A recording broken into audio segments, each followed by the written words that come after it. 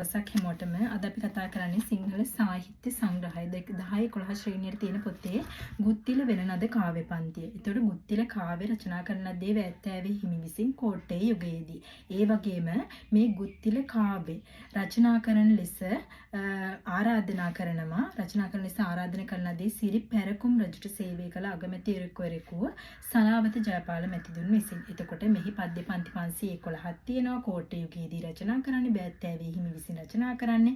ඔන්න ඒ ටික අපිට මතකයි. ඊට පස්සේ අපි බලමු මේ ගුත්තිල කාව්‍ය ගුත්තිල ජාතක ඇසුරින් නිර්මාණය වුණා. ඒ වගේම මේ සැකවින් පොඩි කතාවක් තියෙන සාරාංශයක් වගේ. අපි ඒක මොකක්ද කියලා බලමු. උදේනි පුරයට පැමිණි වෙනදුන් අතින් ගුද්දිර ඇඳුරුතුමාගේ කීර්තිය පිළිබඳ දැනගත් මූසිර නම් ගාන්ධර්වයා තරුණ ගාන්ධර්වයා බරණැසට පැමිණියේ වීණා ශිල්පය හැදෑරීමටයි.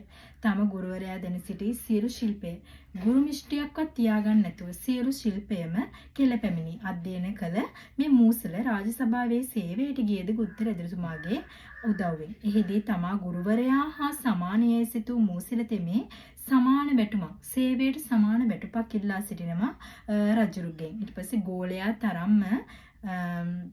ගෝලයා ගුරුවරයා තරම් දක්ෂ නොවන නිසා රජතුමා ඒ පිළිගන්නේ නැහැ. ඒ හින් රජුගේ නියෝගයේ පරිදි මූසිල තරුණයා තම ගුරුවරයා හා වාදයකට සූදානම් වෙනවා. මේ අභියෝගය නිසා ගුරුවරයාගේ සිත කෙතරම්ද සෑහෙන වේදනාවට පත් වෙනවා. එතකොට අපි මේ සියලු ශිල්පේ ගුරු මුෂ්ටියන් නැතුවත් දීලා ගෝලයට එතකොට ගුරුවරයා අභිබවා යන සමානයේ සිටීමට මේ මූසිල තරුණයා පත් වෙනවා. එතකොට ඊට පස්සේ මේ වේදනාව හින්දම සක්දේව් රජුගේ පඩුපුල් අස්න පවා හුණු වෙනවා. ඊට පස්සේ සක්දේව් රජු මේ වාදයක් තියෙනවා. ඊට පස්සේ පද්‍ය පන්තියෙන් අපි කියාගෙන යනවා මේ වාදය ගැන. හරිම මිහිරි කාව්‍ය පන්තියක් තමයි තියෙන්නේ. මේ වාදය ගැන තමයි තියෙන ගුරුවරයා සහ මූසිල තරුණයාගේ අතර වාදයක් තමයි පැවතින්නේ. ඊට පස්සේ මේ ගුරුවරයාගේ තිබ්බ හිතේ වේදනාව හින්දාම සක්දේව් රජුගේ පඩුපුල් අස්නු වෙනවා. ඊට පස්සේ සක්දේව් රජු මැදිහත් තරඟ බිමේදී ප්‍රතිවාදියා අපකීර්තියට පත් කිරීමට ගුත්තිල ගාන්ධර්වරයාට හැකි වෙනවා.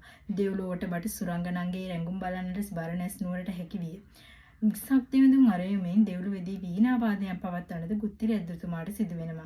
එහිදී දිවංගනෝ තම් දෙව්ලොව උපත ලැබූ සැරද ඇදුරට පෙහෙළි කරමින් කුසලානිසංස මහිමය කියාපනතුන මේ ගුත්තිල ඇදුරුතුමා තමයි මහා බෝසතාණන් වහන්සේ. එතකොට මේ කාව්‍ය පන්තිය තුලින් කියන්නේ ගුත්තිල ඇදුරුතුමාගෙන් මූසල තරුණ ගාන්ධර්වවරයාගේ දක්ෂතා මැන බැලීම යන වාදයක් තමයි මේ ගුත්තිල වෙනනද තුලින් අපිට කියලා දෙන්නේ. ඒකට මම දැන් අද ඔයාලට මේ ගුත්තිල වෙනනද කියන පාඩම පොඩ්ඩක් සැකෙමින් පැහැදිලි කරා. ඊට පස්සේ අපි බලමු කවි පන්තියේ කොහොමද අර්ථ දක්වන්නේ කියලා. ඔබ හැමෝටම සුබ දවසක්.